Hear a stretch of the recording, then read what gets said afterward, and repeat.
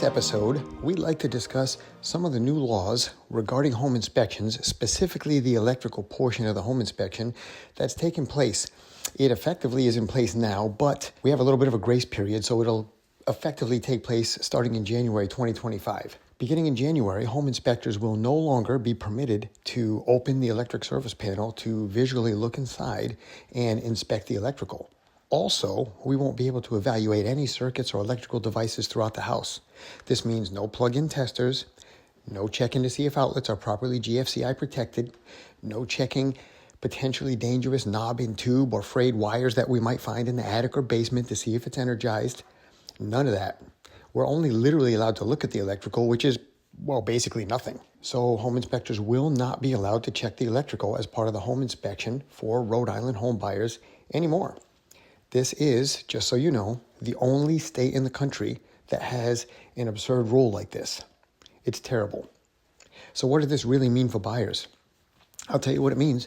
It means when you hire your home inspector, we're going to go through and do the whole inspection that we've done before, skipping electrical, one of the most important and potentially dangerous systems within the house. We just won't be able to. Why is this a big problem? I'll tell you why. First off, electrical contractors are that. They're contractors. They run their business in a way where they're trying to be booked out as far as possible so they can keep an income stream coming in. Home inspectors, our business is designed around the fact that people need us within 10 business days, so we're used to last-minute scheduling, and that's just how we do it. So when you call your home inspector and you get your appointment for your home inspection and we can get out there in a week or so, and then you call your electrician, and then you call your friend's electrician, and you call the next one, and then you go online and look for another one, and you find out that you can't get one there within 10 business days, what's your option? So your options for the electrical inspection are you don't get the electrical checked at all.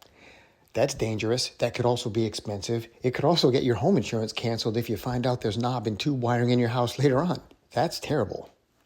Option number 2, have an electrician come in after you buy the house, but at that point it's too late. So even though they may fix some safety items, you still could really be financially hurt by something like this. Option number 3, you luck out and you get an electrician in there within 10 days. And unfortunately, the only thing that's done is increase your cost to buy the house because you still have to pay a few $100s to bring in an electrical contractor to do something, frankly, that us home inspectors were already doing. So it's bad for the buyers no matter how you slice it. Even if you can get a guy out there, you're still increasing their cost to buy unnecessarily. How does this make the real estate transaction more difficult, you say? Well, first, like I just discussed, scheduling is going to be a bear. It's going to be difficult to do. But there's a few things under the surface that people don't realize. Thing number 1, there are rules in place for home inspectors to remove conflict of interest and unfair practices. For example, did you know that home inspectors who also do repair work as contractors or other types of jobs that might be related like pest control, the rules dictate that we cannot do work on a house for a 2-year period that we've inspected. So that way we don't, quote, find stuff wrong, quote, so that we can get other jobs on the other end of things, which is a good rule. There is no such rule for electricians.